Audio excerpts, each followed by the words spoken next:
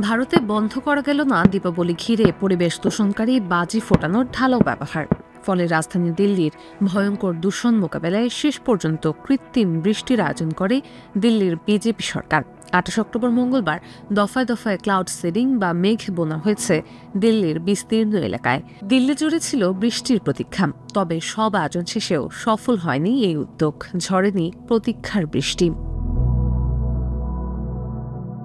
Cloud seeding হল কৃত্রিম উপায়ে বৃষ্টিপাত ঘটানোর বৈজ্ঞানিক প্রক্রিয়া। এর মাধ্যমে মূলত আকাশে বৃষ্টির জন্য উপযুক্ত না হওয়া মেঘের উপরে রাসায়নিক ছেটানো হয়। এরপরেই মেঘ ঘনীভূত হয়ে বৃষ্টি হয়ে মাটিতে ঝরে। এ পদ্ধতিতে উড়োজাহাজ থেকে মেঘের ওপর সিলভার আয়োডাইডের মতো রাসায়নিক পদার্থ স্প্রে করা হয়। এই রাসায়নিক পদার্থের কণাগুলো বাতাসে থাকা জলীয় বাষ্পকে ঘনীভূত করে পানির ফোঁটায় পরিণত করে, যা বৃষ্টি হয়ে মাটিতে ঝরে পড়ে। কৃত্রিম বৃষ্টির এই দায়িত্ব নিয়েছে উত্তরপ্রদেশের কানপুরের Indian institute of technology IIT। মঙ্গলবার দুপুরে কানপুর থেকে দিল্লি উড়ে আসে বিশেষভাবে ডিজাইন করা সেসনা উড়োজাহাজ। দিল্লির বুরারি, উত্তর করলবাগ, ভোজপুর, ময়ূরবিহার ও শরৎপুর এলাকার আকাশে উড়ে উড়ে মেঘের মধ্যে মেশানো হয় সিলভার আয়োডাইড ও সোডিয়াম ক্লোরাইডের মতো রাসায়নিক। এই রাসায়নিক মেঘে মিশে বৃষ্টিকণা তৈরিতে সাহায্য করে। তাই আশা করা হয়েছিল এই বৃষ্টি ঝরতে ঝরতে কমে যাবে বাতাসের দূষণ। এর আগে দিল্লির পরিবেশ মন্ত্রী মনজিন্দর সিং সিরসা বলেন, কিছুটা কৃত্রিম বৃষ্টি হলেও বাতাসের দূষণ মাত্রা উল্লেখযোগ্যভাবে কমিয়ে দেবে। এভাবে ৩ থেকে ৪ বার ক্লাউড সিডিং বা মেঘ তৈরি করা যাবে।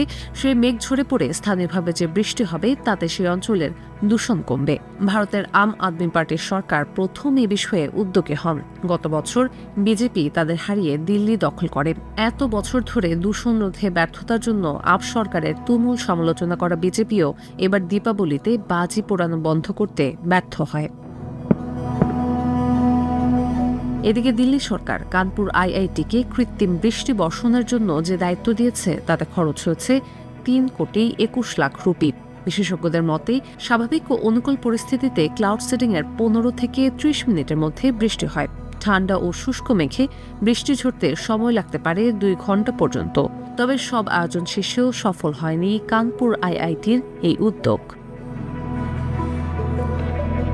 IIT কানপুরের পরিচালক মনীন্দ্র আগরওয়াল গণমাধ্যমকে বলেন, আমরা মেঘে খুব বেশি আর্দ্রতা পাইনি, মাত্র ১৫% মতো।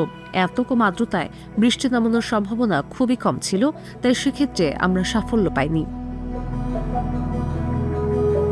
এর আগে ২০২৩ সালে বায়ু দূষণের মাত্রা কমাতে কৃত্রিমভাবে বৃষ্টি নামানো হয়েছে পাকিস্তানে। সংযুক্ত আরব আমিরাতের সহায়তায় লাহোরের অন্তত ১০টি জায়গায় ক্লাউড সিডিং করা হয়। আর সংযুক্ত আরব আমিরাতে অত্যাধিক গরম কমাতে মাঝে মধ্যে কৃত্রিম উপায়ে বৃষ্টি ঝরানো হয়ে থাকে।